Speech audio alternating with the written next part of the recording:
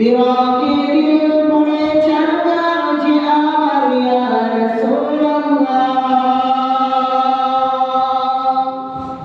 বিরহে দিল পড়ে চারগান যে আমার ইয়া রাসূলুল্লাহ বিরহে দিল পড়ে চারগান যে আমার ইয়া রাসূলুল্লাহ আমার কেউ নেই তুমি ছাড়া সাহারা ইয়া রাসূলুল্লাহ আমার কেউ নেই তুমি ছাড়া সাহারা ইয়া রাসূলুল্লাহ কত জনে দেখে তোমায় কলিজা শীতল হয়ে যায় কত জনে দেখে তোমায় কলিজা শীতল হয়ে যায় কত জনে দেখে তোমায় কলিজা শীতল হয়ে যায় আমাকে দাও না দিদার একবার ইয়া রাসূলুল্লাহ আমাকে দাও না দিদার একবার ইয়া রাসূলুল্লাহ আমার কেউ নেই তুমি ছাড়া সাহারা ইয়া রাসূলুল্লাহ আমার কেউ নেই তুমি ছাড়া সাহারা ইয়া রাসূলুল্লাহ বিরহে দিল পড়ে চারগান যে আমার ইয়া রাসূলুল্লাহ বিরহে দিল পড়ে চারগান যে আমার ইয়া রাসূলুল্লাহ আমার কেউ নেই তুমি ছাড়া সাহারা ইয়া রাসূলুল্লাহ আমার কেউ নেই তুমি ছাড়া সাহারা ইয়া রাসূলুল্লাহ কত জনে দেখে তোমায় কলিজা শীতল হয়ে যায় কত জনে দেখে তোমায় কলিজা শীতল হয়ে যায় আমাকে দাও না দিদার একবার ইয়া রাসূলুল্লাহ আমাকে দাও না দিদার একবার ইয়া রাসূলুল্লাহ আমার কেউ নেই তুমি ছাড়া সাহারা ইয়া রাসূলুল্লাহ আমার কেউ নেই তুমি ছাড়া সাহারা ইয়া রাসূলুল্লাহ শুধু একবার দেখিতে চাই জীবনে আর যে যাওয়া নাই শুধু একবার দেখিতে চাই জীবনে আর যে যাওয়া নাই তুমি এই অসহায়ের সহায় ইয়া রাসূলুল্লাহ তুমি এই অসহায়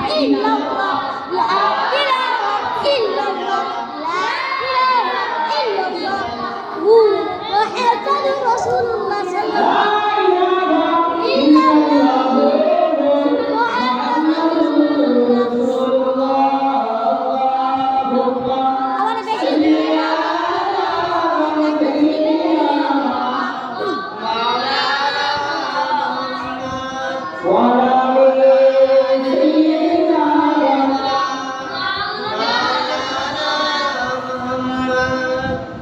আলহামদুলিল্লাহ।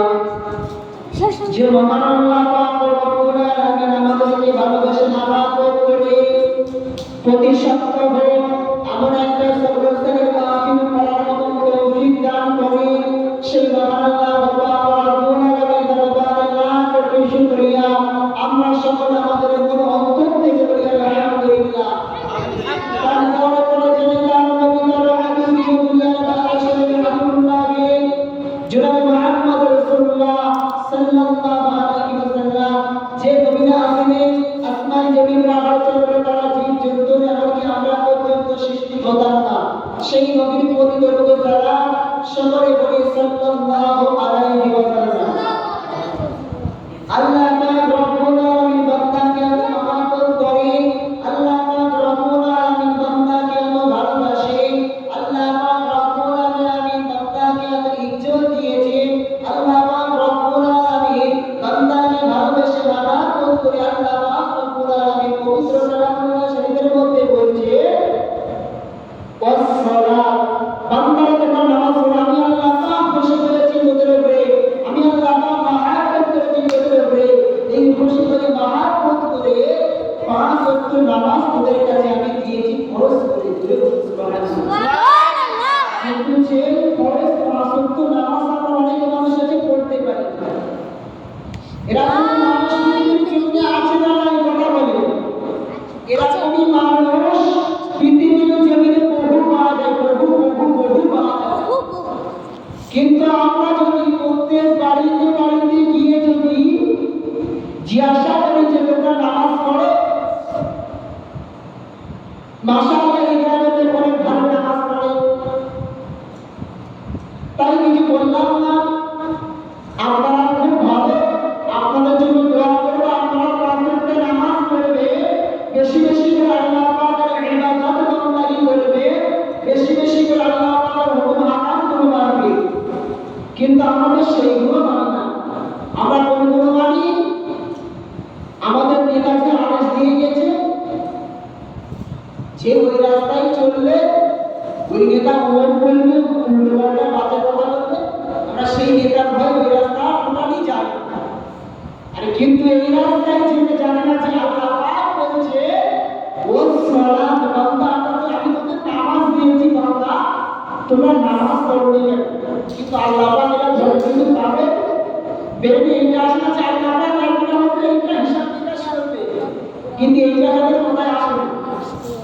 এক্ষুনি যদি বলা হয় এখানে একটা পুকুরে একটা খেলা দেওয়া হয়, বাবার এখানে লোক জায়গা দেওয়া হবে, লোক ভরে যাবে, লোকের জায়গা নিয়ে যাবে, জায়গা দেয় ওখানে মারপিট হয়ে যাবে। কিন্তু এখানে জলসা হয়, নবী দিবস হয়, মাইরে হয়, বড় বিশেষ প্রচারই হয়, মাহফিলে আমরা লোক বলতে পারে, কারণ এখানে এত সুন্দর মসজিদের মধ্যে এত সুন্দর সামনে থাকে, নবী দিবসের প্যান্ডেল থাকে, কত সুন্দর জান্নাতের বাগান সাজানো থাকে, ওই জান্নাতের বাগানে বসার জন্য একটা লোক পাওয়া যায় না।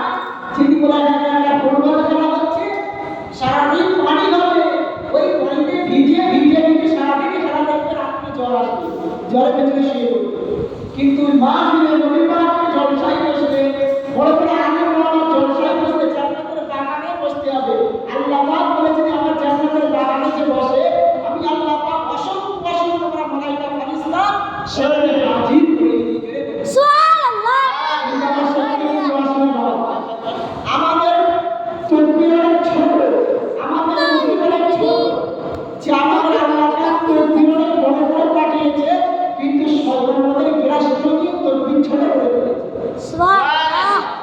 আল্লাহ পাক যখন বান্দাকে সৃষ্টি করবে, আল্লাহ পাক যখন আদম নবীকে সৃষ্টি করবে, আল্লাহ পাকের মালায়েকা ফেরেশতাদের বলেছে যে আমার মালায়েকা ফেরেশতারা তোমরা যাও দুনিয়ার জমিনে, তোমরা যাও পৃথিবীর জমিন থেকে এক মুঠা মাটি নিয়ে আসো, এক মুঠা মাটি দিয়ে আমি আল্লাহ পাক আদমকে সৃষ্টি করব। আদমকে আল্লাহ পাকের মালায়েকা ফেরেশতারা বলেছে ওরে তোমরা আপনার নেতা, আপনি যে বান্দা তৈরি করবে, আপনি যে উম্মত তৈরি করবে, আপনি যে আপনার বান্দা তৈরি করবে,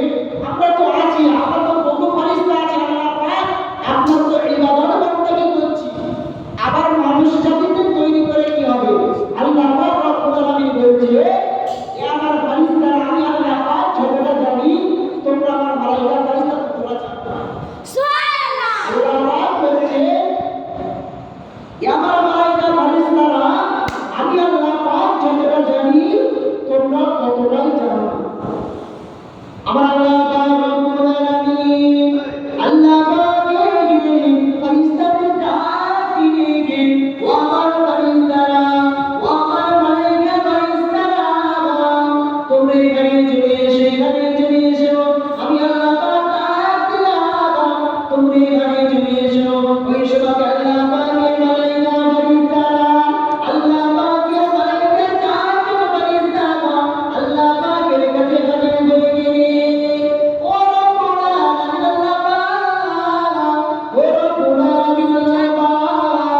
কিসের জন্য ডাকছেন ওই সময় আল্লাহ পাক বললেন ও আমার ফেরেশতা জিবরাইল ও আমার ফেরেশতা জিবরাইল যাও চলে যাও পৃথিবীর জমিনে চলে যাও পৃথিবীর জমিন থেকে এক মোটা মাটি নিয়ে এসো এক মোটা মাটি নিয়ে আমি আল্লাহ পাক আমার কাছে হাজির হয়ে যাও হযরত জিবরাইল আলাইহিস সালাম পৃথিবীর জমিনে চলে আসেন মাটি নেওয়ার জন্য পৃথিবীর জমিনে প্রবেশ করলেন মাটি নেওয়ার জন্য জিবরাইল আলাইহিস সালাম যখন মাটি নিয়ে হাত দিতে যাবেন ওই মাটি সঙ্গে সঙ্গে হাত করে নামতে লাগলেন আল্লাহ পাকের মালায়েকা ফেরেশতা আল্লাহ পাকের মালায়েকা ফেরেশতা জিবরাইল আলাইহিস সালাম তুমি এই মাটি নিয়ে যেও না তুমি এই মাটি নিয়ে যেও না তুমি যদি এই মাটি নিয়ে যাও আল্লাহ পাক রব্বুল আলামিন এই মাটি নিয়ে বান্দাকে তৈরি করবে আল্লাহ পাক রব্বুল আলামিন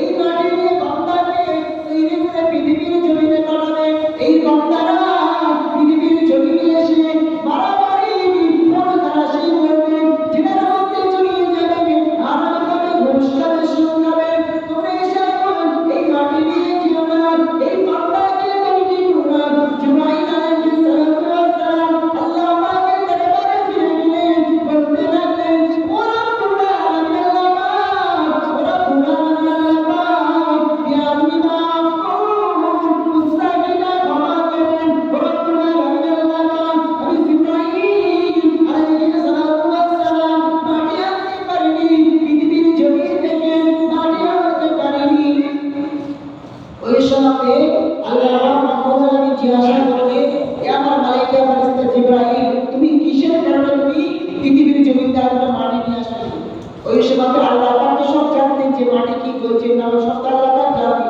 তাও আল্লাহ পাক রব্বুল আলামিন জিজ্ঞাসা করতে বড় ভালোবাসেন আল্লাহ পাক ফেরেশতা জিজ্ঞাসা করছে আমার মালায়েকা ফেরেশতা জিবরাইল তুমি যে মাটি আনতে গেলে মাটি কোথায় ওই সময় জিবরাইল আলাইহিস সালাম বলছে রব্বুল আলামিন আল্লাহ পাক আমি জিবরাইল আলাইহিস সালাম যখন মাটিতে হাত দিলাম মাটি যখন তুলতে যাবো মাটি কেটে উঠলো হাত ভাগ করে এ আল্লাহ পাকের মালায়েকা ফেরেশতা তোমরা মাটি নিয়ে যেও না এই মাটি নিয়ে তোমরা যখন চলে যাবে পৃথিবীতে জমিনে যখন মানুষ জাতিকে সৃষ্টি করবে ওই সময় মানুষের পৃথিবীর জমিনে খুন করবে ঝগড়াঝাটির মধ্যে জীবিত হবে জিনার মধ্যে জড়িয়ে যাবে হারাম খাবে ঘুষ খাবে সুদ খাবে আল্লাহ পাক আপনি ইবাদত বান্দাগি করবে না এই মাটির এমন কথা শুনে আমি জিবরাইল আলাইহিস সালাম মাটি নিয়ে না নিয়ে ফিরে আসলাম আল্লাহ পাক আপনি বিহাদে মাফ করবে ওই সময় আল্লাহ পাক রব্বুল আলামিন জনাবে মুহাম্মদ রাসূলুল্লাহ সাল্লাল্লাহু আলাইহি ওয়াসাল্লামকে সাল্লামের ফেরেশতাকে বললেন ও মালায়েকা ফেরেশতা জিবরাইল ও মালায়েকা ফেরেশতা জিবরাইল আলাইহিস সালাম তুমি যাও চলে যাও পৃথিবীর জমিনে চলে যাও পৃথিবীর জমিন থেকে এক মোটা মাটি নিয়ে এসো আজরাইল আলাইহিস সালাম যখন পৃথিবীর জমিনে চলে গেলেন পৃথিবীর জমিনে যখন চলে গেলেন পৃথিবীর জমিনে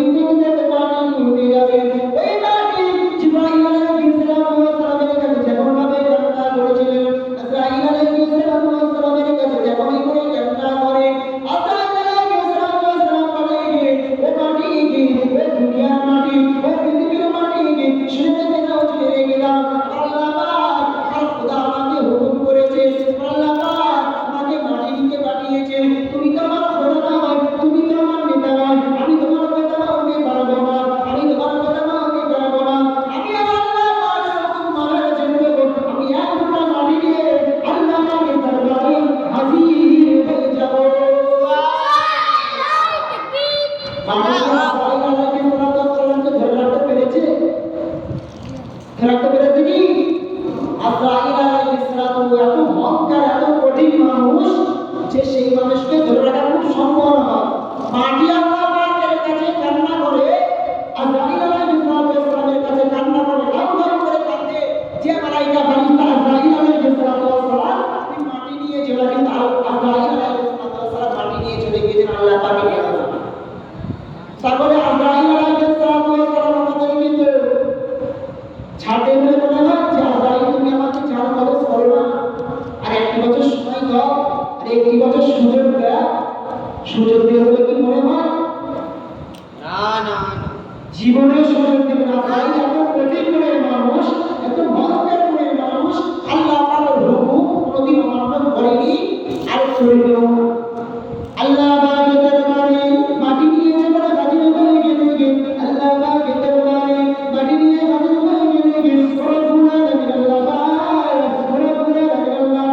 এই নিরাপদ মাটি পৃথিবীর জমি থেকে আমি একটা মাটি এনে আল্লাহ আপনার দরবারে হাজির করে দিলাম আপনার ইলাহিতে হাজির করে দিলাম। ওই মাটি নিয়ে আল্লাহ পাক জিজ্ঞাসা করলেন ইয়া আমার ফেরেশতা আজরাইল আলাইহিস সালাম জিবরাইল আলাইহিস সালামের কাছে মাটি যেরকম ভাবে এনেছিল মাটি যেরকম ভাবে চোখের পানি ফেলছিল তোমার কাছে যেরকম ভাবে চোখের পানি ফেলেছিল আজরাইল আলাইহিস সালাম বলতে লাগলেন রব্বুল আলামিন রব্বুল আলামিন মাটি এত কান্না করে মাটি এত কান্না করে আমি আজরাইল আলাইহিস সালাম মাটির হুকুম মানতে পারলাম না।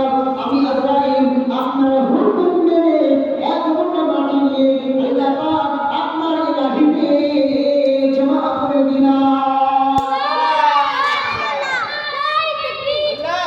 ওই মাটি নিয়ে আমার আল্লাহ পাক রব্বুল আলামিন একটা আদমের মূর্তি তৈরি করলেন। আদমের মূর্তি তৈরি করে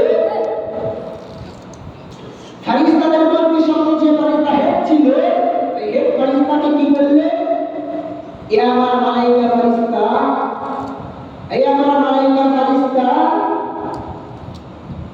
তুমি সেজদা করবে সেজদা করো।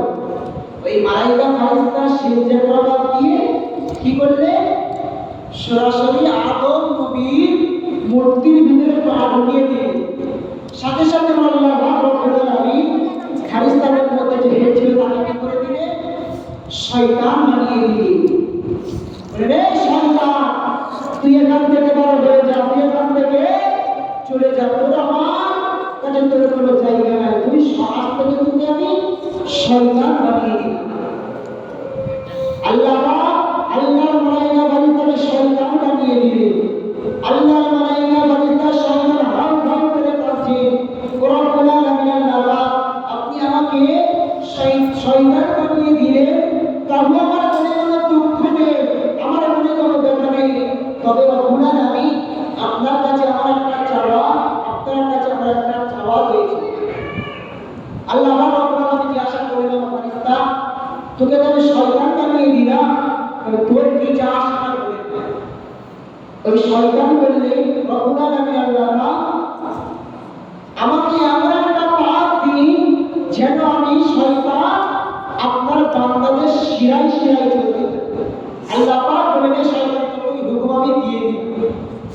ওই শয়তান আরো একটা জিনিস চাইলেন যে রব্বুল আলামিন আল্লাহ আমার আরো একটা চাওয়া রয়েছে যে আমি শয়তান তোমার বান্দাকে সবসময়ের জন্য আমি গুনার মধ্যে নিয়ে যাব সবসময়ের জন্য তোমার বান্দাকে আমি জিনার মধ্যে ফেলবো সবসময় তোমার বান্দাকে আমি ঘুষ হারামের মধ্যে নিবদ্ধ করে দেব। ওই সময় আল্লাহ রব্বুল আলামিন জানালেন এ শয়তান আমি তোকে সব দিয়ে দিলাম সব হুকুম তোদেরকে দিয়ে দিলাম তুই এখান থেকে চলে যা। এ শয়তান শুনে রেখে দেবে জেনে রেখে দে তুই আমার বান্দাকে যখন শিরায় শিরায় চলবি আমি তার অনুমতি দিয়ে দিলাম। তুই যখন আমার বান্দাকে আরামের মধ্যে নিবদ্ধ করবি সেই হুকুম আমি দিয়ে দিলাম। তবে আমার বান্দা যদি গুনাহ করে যদি আমার বান্দা যদি আমি আল্লাহ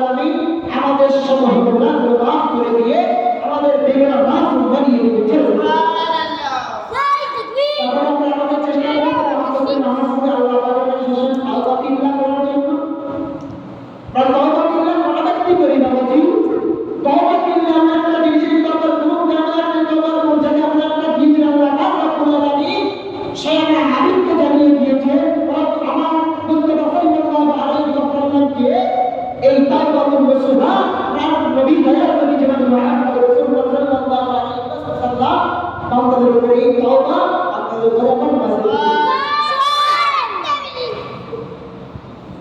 আমরা দয়াল নবী জনাব মুহাম্মদ রাসূলুল্লাহ সাল্লাল্লাহু আলাইহি ওয়াসাল্লাম মদিনার মসজিদুন নববী শরীফে জুমার নামাজ আদায় করে সাহাবীদেরকে নিয়ে সাহাবায়ে কিরামদেরকে সাথে নিয়ে নবী আমার ওয়াজ করে নবী আমার বায়ান করে এমন সময় দয়াল নবী আমার জনাব মুহাম্মদ রাসূলুল্লাহ সাল্লাল্লাহু আলাইহি ওয়াসাল্লাম বায়ান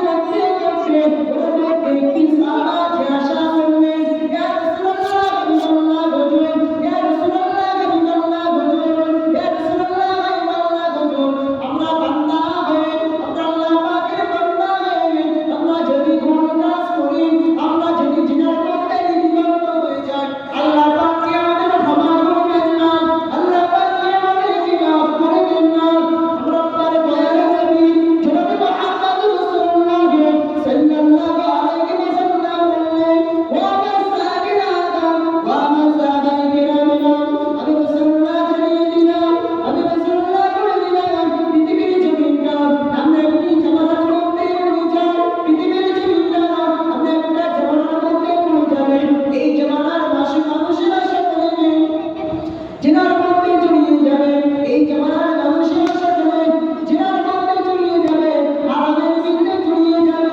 সুদের মধ্যে জড়িয়ে যাবে সুদ খেতে যাবে সব কিছু মেনে চলতে পারবে না আল্লাহ রব্বুল আলামিন পবিত্র কালামুল্লাহ শরীফের মধ্যে ঘোষণা করে দিয়েছেন ইয়া আইয়ুহাল্লাযীনা আমানু তুবু ইলাল্লাহি তাওবাতান নাসুহা ইয়া বান্দারা কিনেই তোমরা যদি গুনাহ করার পরে তোমরা যদি গুনাহ করার পরে যদি আমি আল্লাহ রব্বুল আলামিন লা তাকনাতু মিন রাহমাতিল্লাহ আমার রহমত থেকে নিরাশ হয়ে যেও না আমার রহমত থেকে তোমরা চলে যেও না আমি আল্লাহ তাআলা রব্বুল আলামিন জানিয়ে দিলাম ইয়া আইয়ুহাল্লাযীনা আমানু তাকুল্লাহা হাক্কা তুকাতিহি ওয়া লা তামুতুন্না ইল্লা ওয়া আনতুম মুসলিমুন আর মুসলিম আমার মুমিন ব্যক্তি যারা হবে আমার মুমিন বান্দা বান্দি যারা হবে আমি আল্লাহ পাক গুনাহ করার পরে আল্লাহ পাকের কাছে তাওবাতুন নাসুহা করবে তাওবাতুন নাসুহা করার পরে আল্লাহ পাক রব্বুল আলামিন সাথে সাথে সব গুনাহগুলো মাফ করে দেবে তাওবা করলে আল্লাহ পাক সমস্ত গুনাহগুলো মাফ করে দেবে এই তাওবার মর্যাদা আল্লাহ পাক একটা দিয়েছে এই তাওবার গুরুত্ব আল্লাহ পাক বহু দিয়েছে আল্লাহ পাকের বান্দা হযরতে আমরা আপনার নবী দয়াল নবী জনাব মুহাম্মদ রাসূলুল্লাহ সাল্লাল্লাহু আলাইহি ওয়াসাল্লামকে এক ইহুদি আল্লাহ পাককে গালি দিয়েছে এবং আমার রাসূলকে সাথে সাথে আমার রাসূলকে গালি দিয়েছে ওই গালিটা শুনেছিলেন কে হযরত আবু বকর সিদ্দিক রাহমাতুল্লাহ আলাইহি কানে ওই ইহুদি যখন আল্লাহ পাককে গালি দিয়েছিল ওই ইহুদির গালিটা হযরত আবু বকর সিদ্দিক রাদিয়াল্লাহু তাআলা আনহু কানে দিয়েছিলেন হযরত আবু বকর সিদ্দিক রাহমাতুল্লাহ আলাইহি কি করলেন তার গালে একটা থাপ্পড় বসিয়ে দিলেন ওই ইহুদি আমার রাসূলুল্লাহ দরবারে হাজির হয়ে গেল ইয়া রাসূলুল্লাহ হাবিবাল্লাহ হুজুর ইয়া রাসূলুল্লাহ হাবিবাল্লাহ আপনার একটি উম্মত আমি ইহুদি আমার গালে থাপ্পড় মেরেছে ওই সময় আমার রাসূলুল্লাহ সাল্লাল্লাহু আলাইহি ওয়াসাল্লাম নবী পাকের প্রিয় সাহাবা হযরত আবু বকর সিদ্দিক রাহমাতুল্লাহ আলাইহি তাকে বাবা বকর তুমি এখানে এসো আবু বকর তুমি এখানে এসো ওই সময় আবু বকর সিদ্দিক রাহমাতুল্লাহ আলাইহি নবী পাকের দরবারে হাজির হয়ে গেলেন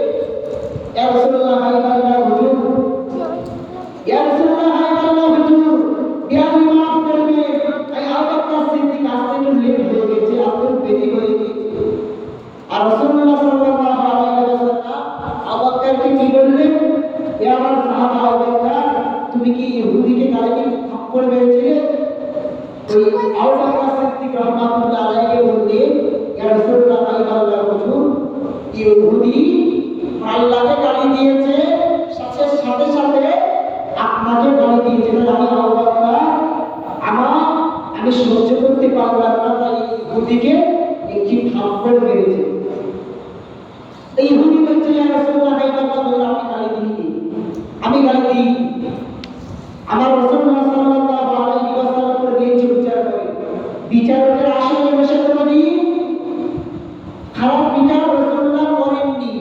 রাসূলুল্লাহ সবসময় নিচে বিচার করতেন, যে বিচার করলে জনগণ খুশি থাকবে, যে বিচার করলে জনগণ শান্ত থাকবে, রাসূলুল্লাহ সবসময় বিচারকের আসনে বসে সেই বিচার করতেন।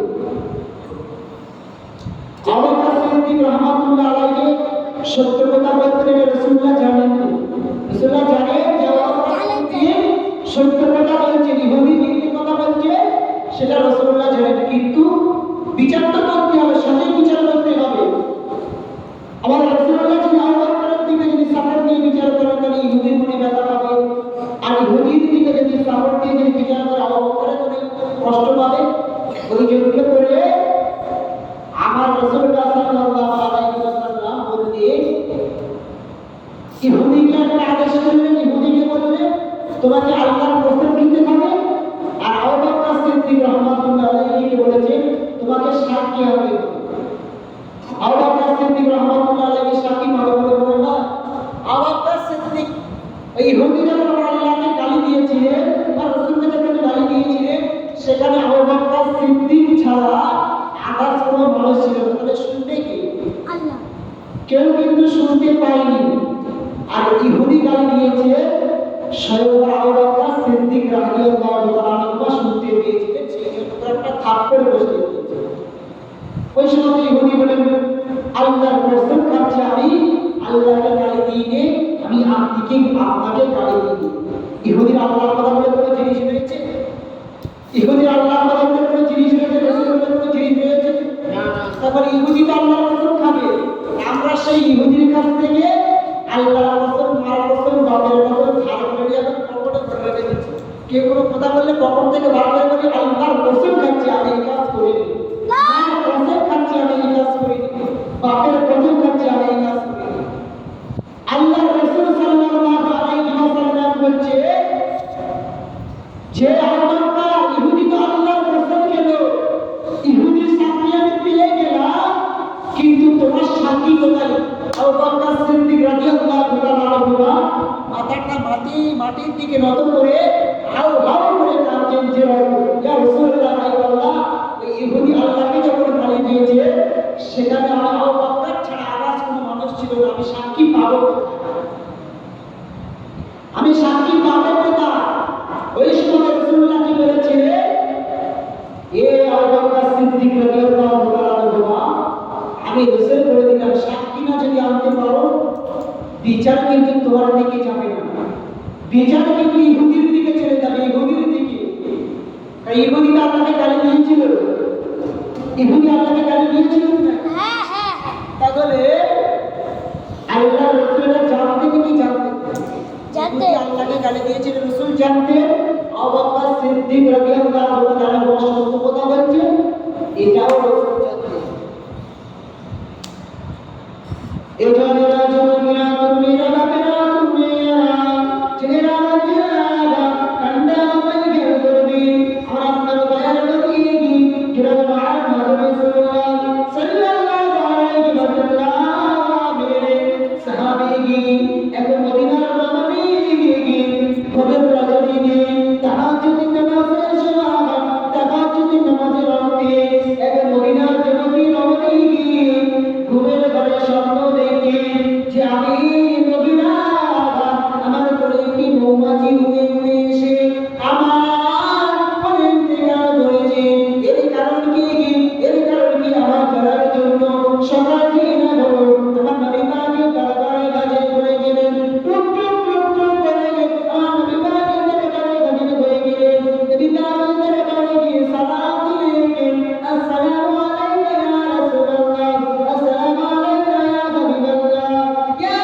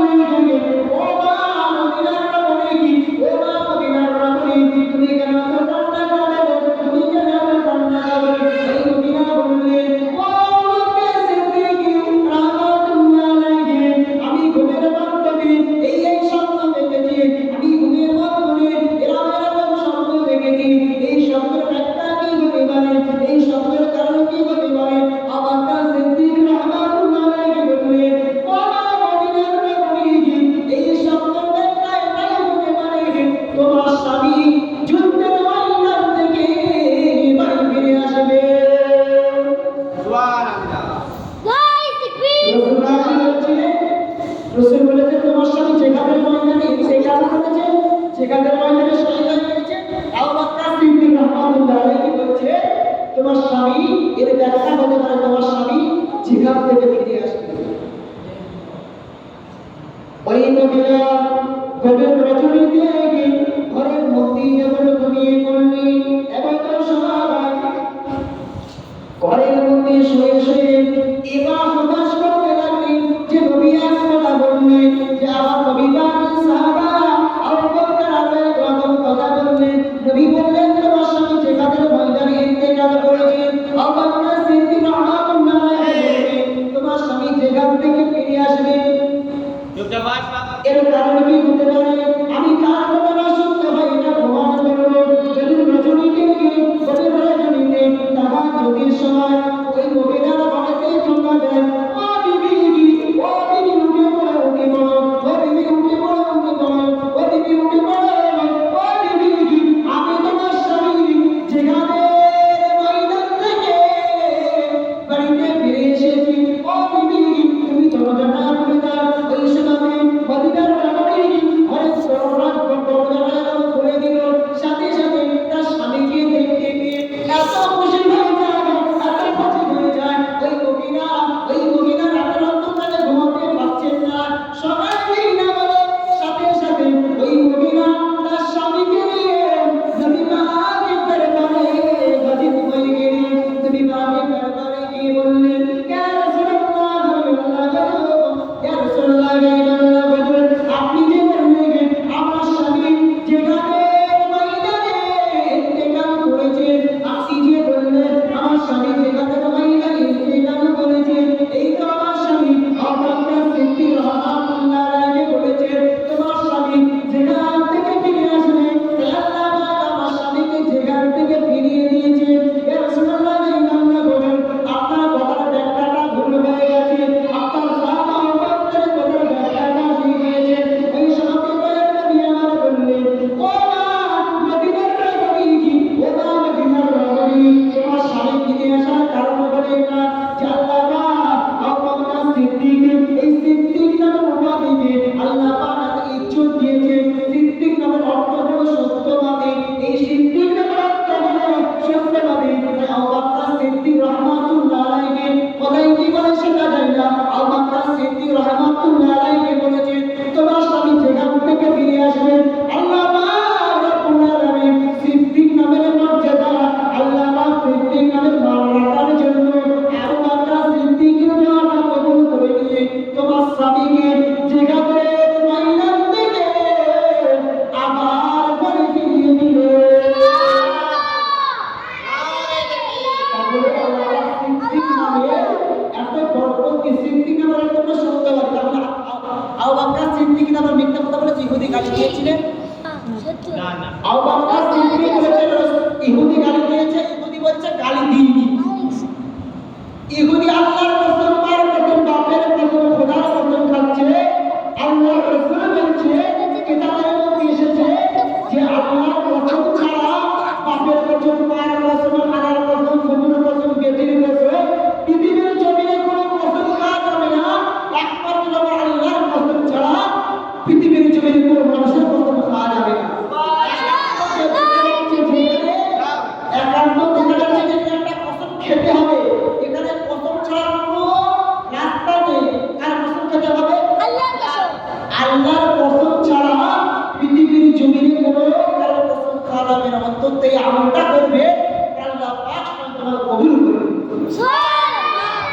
আমল করে বলা হবে সিদ্দিক। সিদ্দিক নামের উপাধিকে আল্লাহ মর্যাদা দিয়েছেন। সিদ্দিকের নামের অর্থকে আল্লাহ নাম রেখে ওই ইহুদি কি বলে মদিনার রানীর স্বামীকে যেখান থেকে আবার সসম্মানে ঘরে ফিরিয়ে দিয়েছে।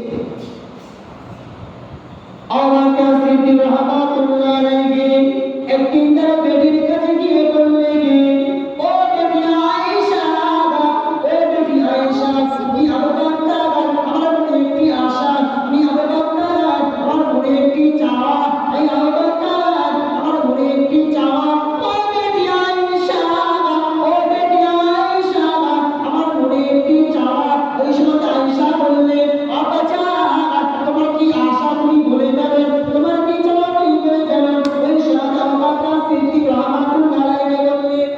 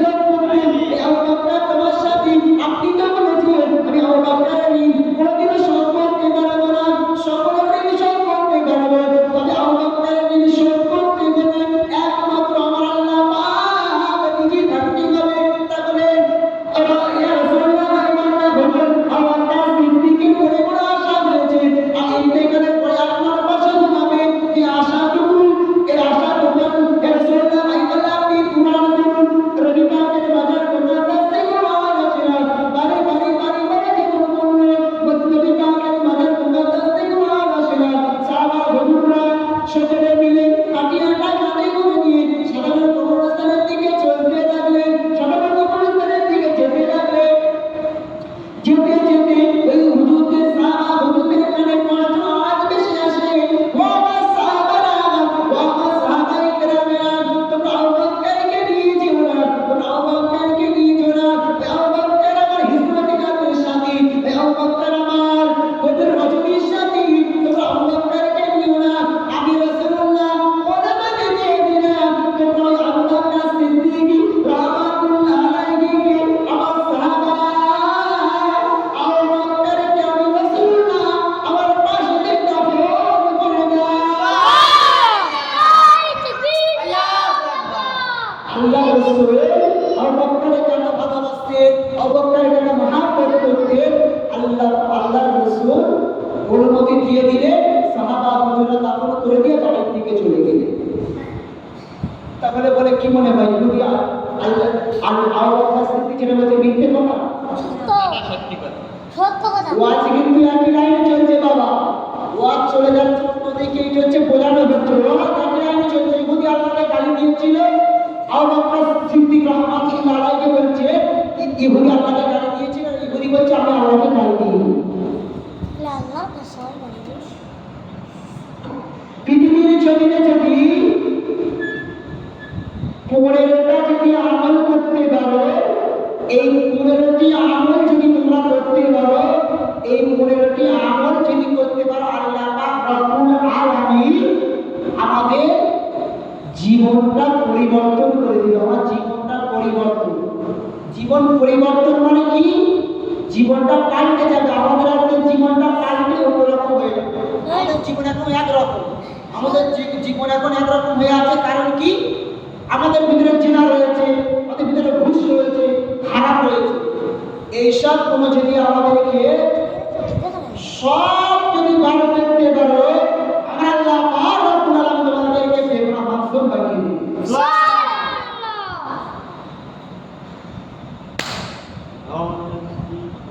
আল্লাহ রাসূল সাল্লাল্লাহু আলাইহি ওয়াসাল্লাম, আল্লাহ রাসূল সাল্লাল্লাহু আলাইহি ওয়াসাল্লাম বললেন, পাঁচটি আমলের কথা বলবো, এই পাঁচটি আমল যদি করতে পারে জীবন পরিবর্তন না হলে শুধু আল্লাহ পাকের আসমানি গজব শুরু হয়ে যায়। পাঁচটি আমল করলে কিন্তু আমরা সেগুলো মানি না, তো কি হবে? পাঁচটা আমল করলে আল্লাহ পাক আসমানি গজব আমাদের ভিতরে ভরি ভরি প্রত্যেকদিন না, কিন্তু আমরা বুঝতে পারি আসমানি গজব 70 বছর আমল আল্লাহ পাক কমিয়ে 70 বছর হায়াত 70 বছরের আল্লাহ পাক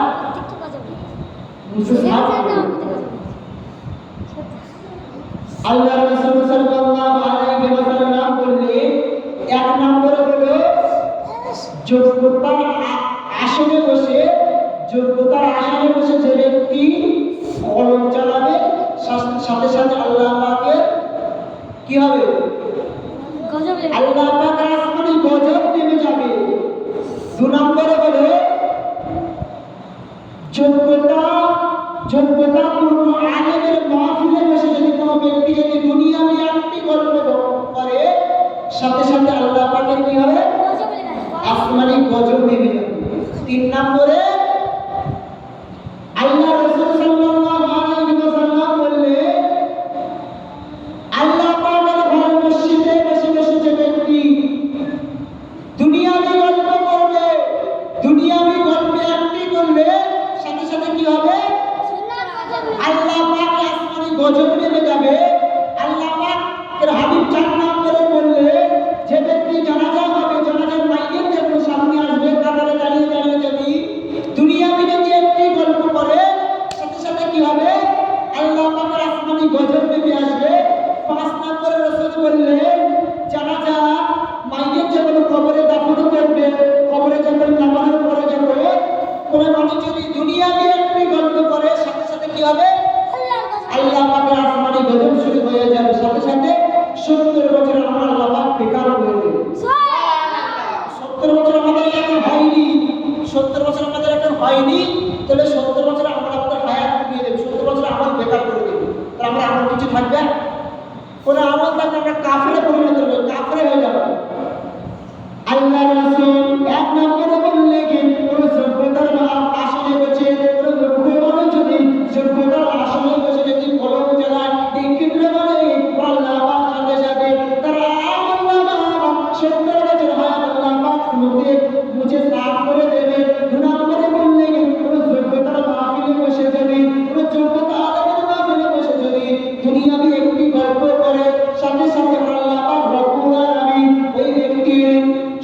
বছর আমল বেকার করে দেবে।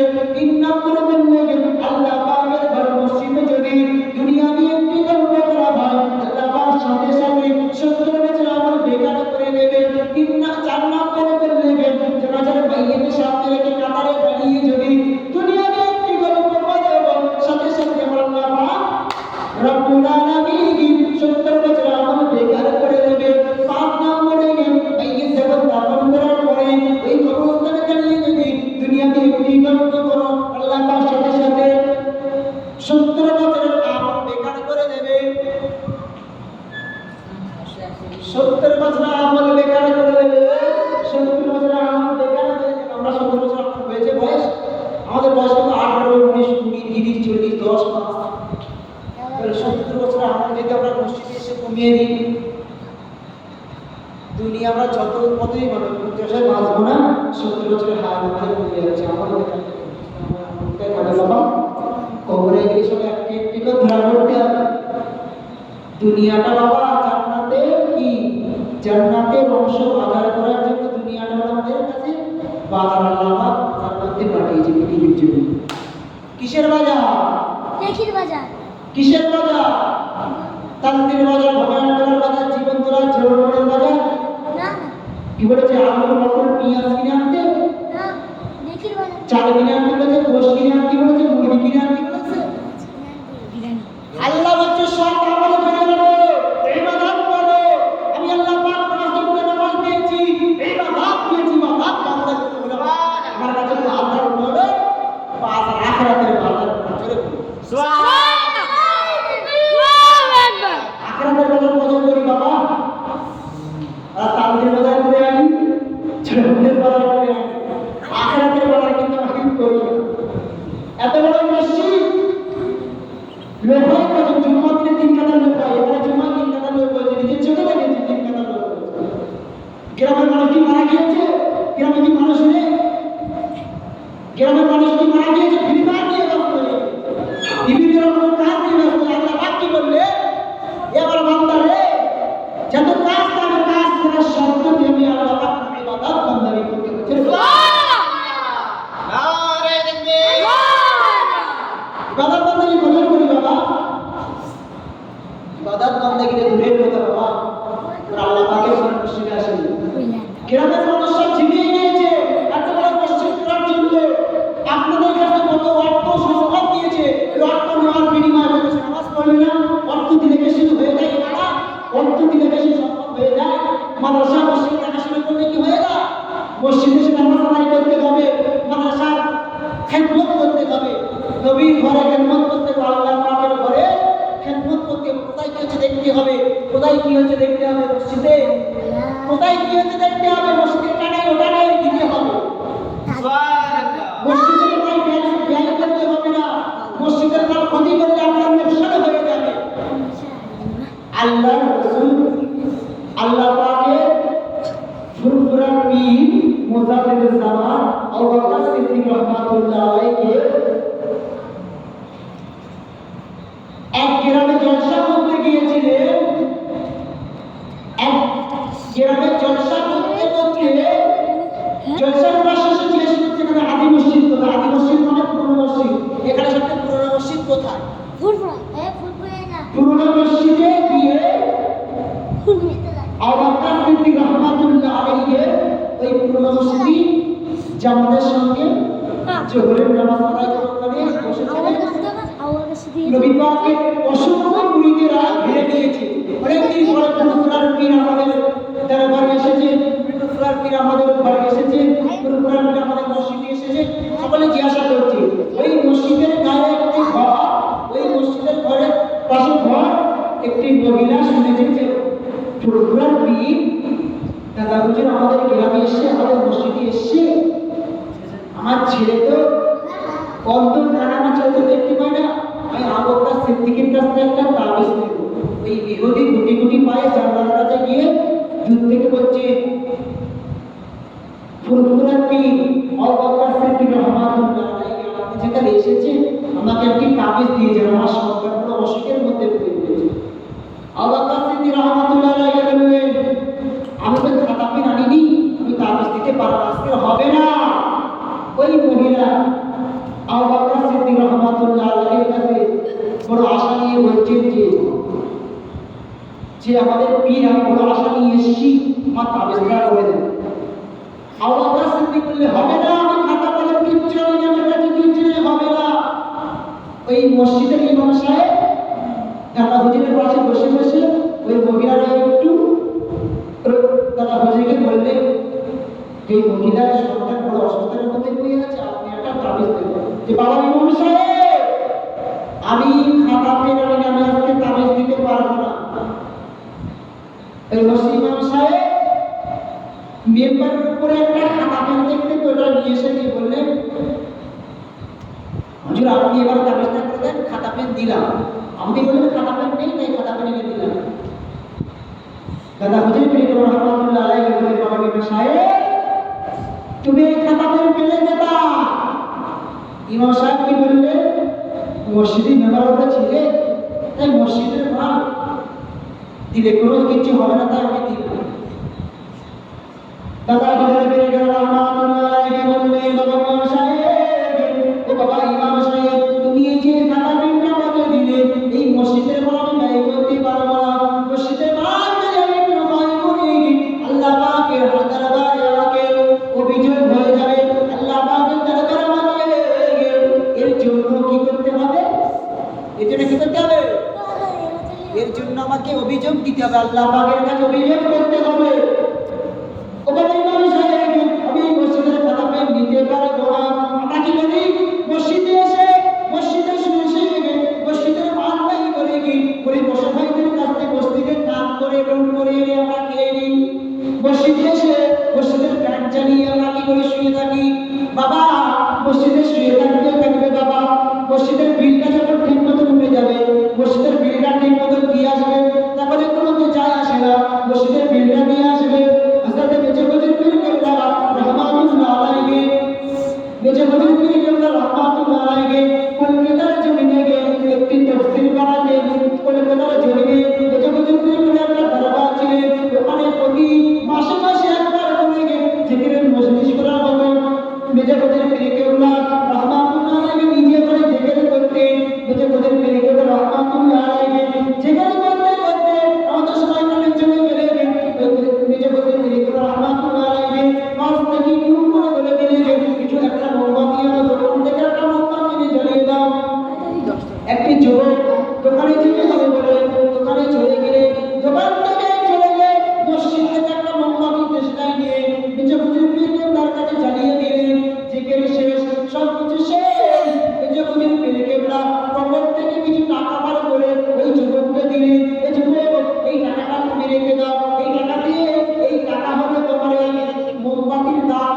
যুবক বললেন হুজুর এই আগরবাতি মোমবাতির টাকা আমাকে লাগবে না।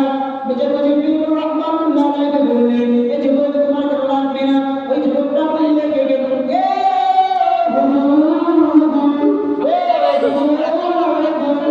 এই পরিস্থিতি আমাকে লাগবে না, আমি তো দোকান থেকে কিনে আনিনি, দোকানে যেতে অনেক দূরে, দোকান থেকে আনতে অনেক লেট হয়ে যাবে, তাই আমি ভাবলাম দোকানে যাওয়া চাই কি মসজিদে যদি আমি যাই মসজিদে কিছু না কিছু পাবো, মসজিদে গিয়ে আমি মোমবাতিটা বানাবো তাই এখানে জ্বালিয়ে দিলাম।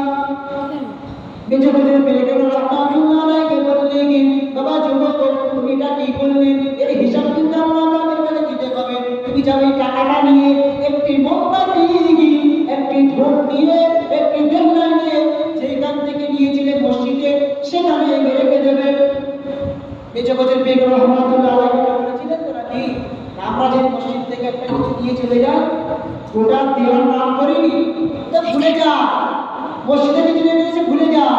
মেজে হুজুর পীর রাহমাতুল্লাহ আলাইহি আব্বা জান আবার আপনার পীর মসজিদ দাদা হুজুর পীর রাহমাতুল্লাহ আলাইহি দাদা হুজুর পীর রাহমাতুল্লাহ আলাইহি অসংখ্য মুরিদকে পৌঁছে গিয়ে বসিরাতে আল্লামা হুজুর বসিরাতে আল্লামা রুহুল ইনশাআল্লাহ এলেমে দুনিয়া ছিড়ে গিয়ে এলেমে সাগর এলেমে দুনিয়া এলেমে সাগর ওই সাগরের জাত ধরে আমার মেজ সন্তান আমার মেজ আওলাদ আবু বকর সিদ্দিক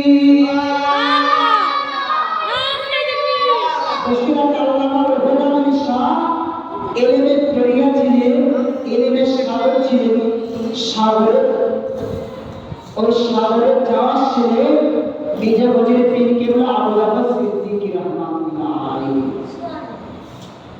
अफरुल्लाह के मानी तो ना की बाबा पांच हुजूर किबला पीर किबला के मानी तो ना की खाजा महीने तरीके मानी तो ना की बागदादरे जमीने बरकातुल कादिर जिलानी के मानी की मानी ना बाबा बशीर आलम गुजरी के मानी ना আমাদের ছেলে সমস্ত পীরেরা সকলে পর্দা নিয়ে এরকম পর্দা নিয়ে পরজগতে চলে গিয়েছে আমাদের কাছে আর নেই সকল মানুষেরা বলে মারা গিয়েছে ইন্তেকাল করেছে কিন্তু নয় আল্লাহর ওলি যারা হবে আল্লাহর ওলিরা তারা ইন্তেকাল করেন না আল্লাহর ওলিরা কেবলমাত্র খালি পর্দা নিয়ে এই জগৎ থেকে জান্নাতে পাড়ি দিয়ে চলে যায় জান্নাতে চলে যায়